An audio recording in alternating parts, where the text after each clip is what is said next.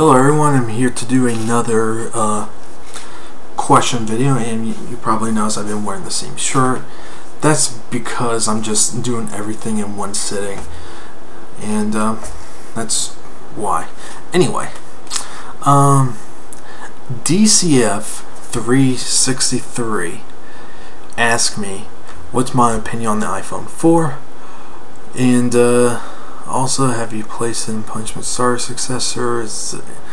Yeah, I did play it. That is going to be my next game video that I'm going to do, is Sin Punishment Star successor on the Wii.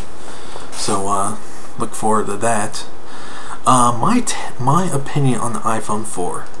Now, before I start talking about it, just to let you guys know, I do have an iPhone. Here it is. This is an original 2G iPhone that's jailbroken and unlocked to use on T-Mobile, and I haven't really had an issue on it. So, my take on the iPhone 4. First of all, visually looking at the device, I think it looks really, really good. You know, I played with one in the store. It feels really good in the hand. And there's some nice weight to it. It's not too heavy, it's not too light. It feels just right. The screen size is about a good size for a pocket device. There are some phones that are trying to have larger screens. The problem is, if it's not comfortable to have in your pocket, why are you going to take it with you? You know, I'm not someone that likes to hold things in my hands. You know, I like to have them in my pocket.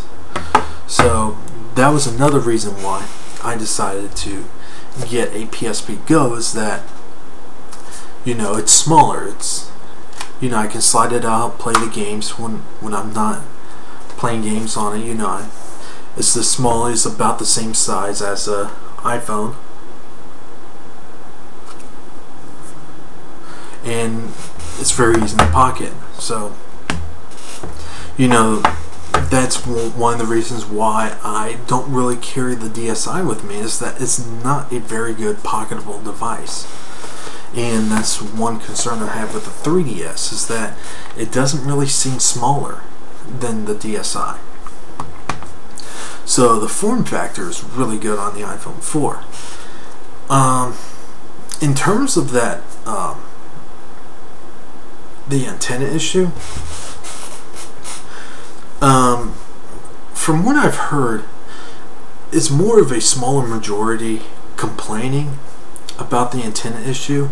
Maybe because most of the people either doesn't really care about that, or they just stick a case on it and they never really notice. You know, you either have a bumper case, or you just get like a regular case that covers most of the phone, and it basically resolves that antenna issue.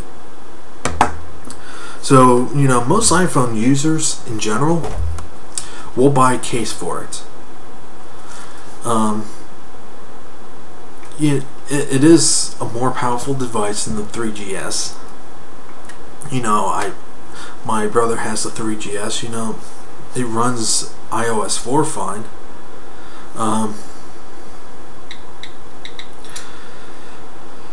But in terms of what I personally do on the iPhone, I don't really do too much gaming on the iPhone.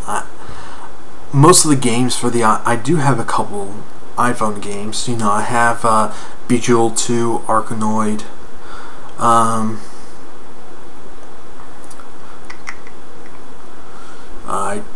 I'm trying out Sandstorm,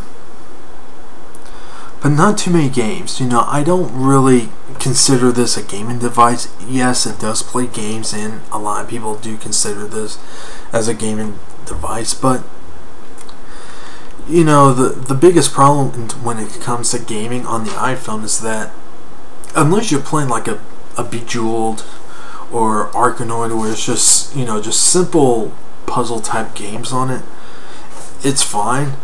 But I tried playing first-person shooters on this thing, and it's just not good. I know some people like the controls for FPS on a purely touchscreen device. I just can't get used to it. But you know, overall, I think they're good phones, and you know, it does. I don't want to say raise questions or concerns about it, but when you get a iPhone, you're getting into Apple's how do I want to say, philosophy when it comes to what you can do on the iPhone. You know, when you go the Apple route, you know, a lot of things are locked down on the device. You know, you can't really do things that you want to do. That's part of the reason why so many people jailbreak it, because they want to do more than what Apple wants you to. You know, you can even add a little script to it. That way when you take a picture, you don't have to press the on-screen button on here. You can actually use the volume buttons here and use that when you take a picture. You know, Apple doesn't allow you to do that. You know, they believe that the way we tell you is how you're supposed to use the device, and it's a very locked down device. So, you know, you have other devices that are coming out. You know, you got the Android devices. You know, later this year you're going to get the Windows Mobile 7 phones. You know, we'll see how those phones go. But one thing is for sure is that you cannot deny the fact that the iPhone device itself changed how cell phones are looked at. You know, before the iPhone came out, you know, you just had like really crappy phones. You know, you either had just crappy basic phones, or you had you know, smartphones, but you know, they were kind of business focused phones. You know, the iPhone and even the iPhone 4, they're looked at as mainstream smartphones. You know, mini computers that you can do things to it. So, you know, you can watch YouTube, you can record video, edit videos, edit pictures, a lot of things on the thing. Probably my biggest dissatisfaction with the iPhone 4 is the fact that both sides of the phone is glass, and the kind of glass they use is a different kind of glass than past iPhones they've used. The problem with this new glass they're using is that it is more scratch resistant. The problem is the harder you make it, the more brittle the glass becomes. So if you drop the phone, it's a higher chance of the screen to crack. And it's like tempered glass. You know, tempered glass is really strong stuff. The problem is if you hit it on the side, it's really, really weak. You know, if you take a hammer and just tap it, it'll actually shatter, because the force of the tempered glass is coming from the top and bottom and pushing together or pushing out, one of those directions. But when you hit it on the side of it, it just cracks. And that's the reason why I don't like how they use. You know, you can have it on the front just fine, but if you have it on the back, it just makes the phone. It just makes the phone more delicate. Even with the case, it becomes a little more delicate. I do a pretty good job of not dropping these phones, but I've dropped this phone a couple times. You know,